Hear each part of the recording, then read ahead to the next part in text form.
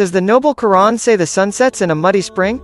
Dear David Wood and his dominion, this makes you the most biggest fools in the world. Perhaps what takes the biscuit, or the most absurd interpretation of the Quran regarding the geocentrism debate, surrounds the person of Dhul Qarnayn. This allegation focuses on verses 84 to 92 of chapter 18 of the Quran. A song sung by early Muslims describes the moon metaphorically rising from a valley source.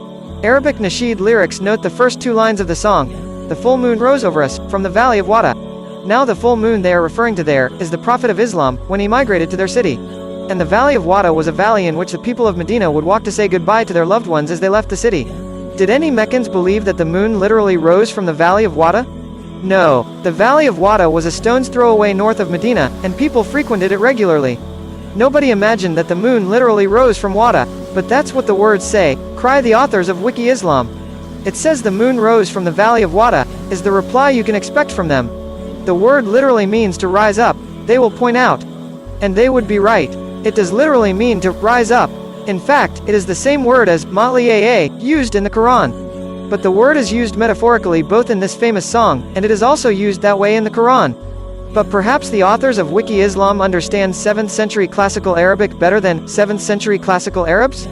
Who knows? They put wiki in front of Islam to make people think they do not have an agenda.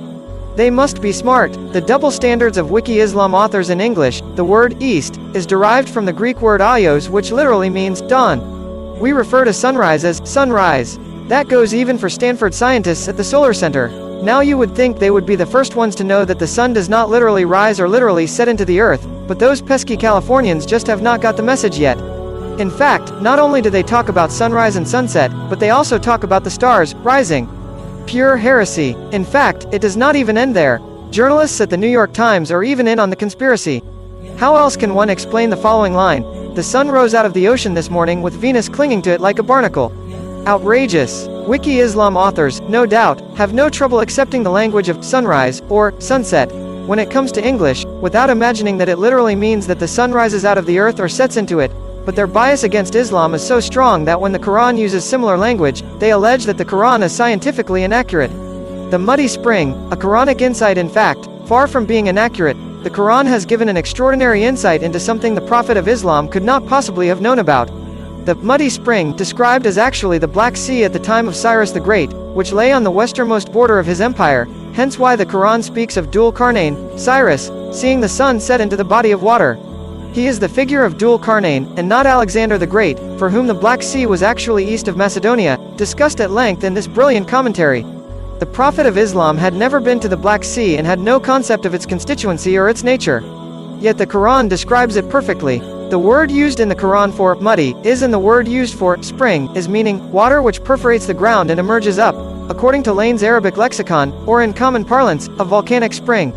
Only the Quran qualifies it with the term muddy, making it a volcanic, muddy spring.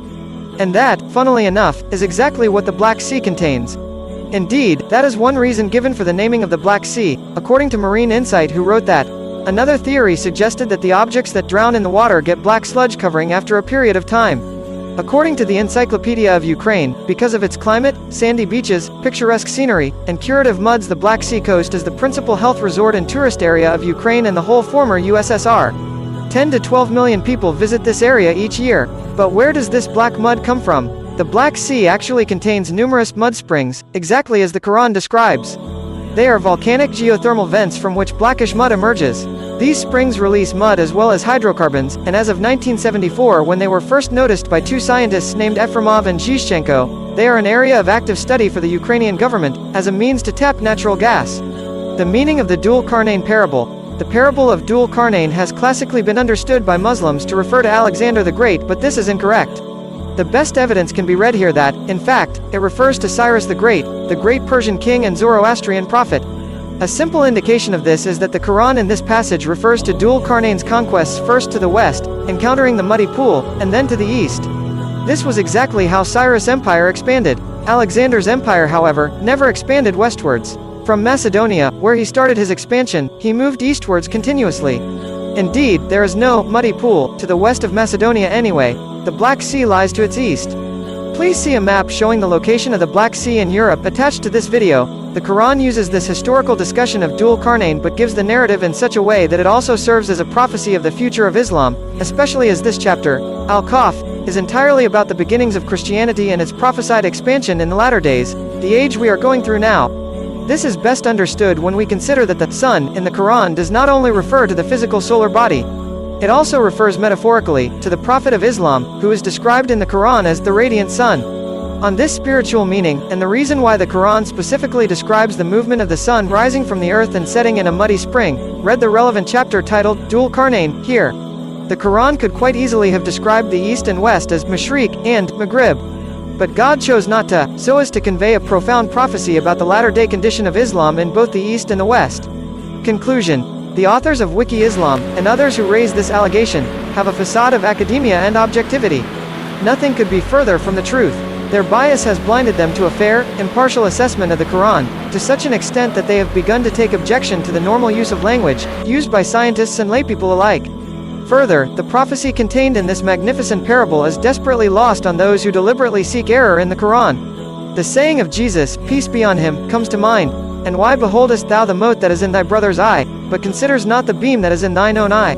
Or how wilt thou say to thy brother, let me pull out the mote out of thine eye, and behold, a beam is in thine own eye? Thou hypocrite, first cast out the beam out of thine own eye, and then shalt thou see clearly to cast out the mote out of thy brother's eye."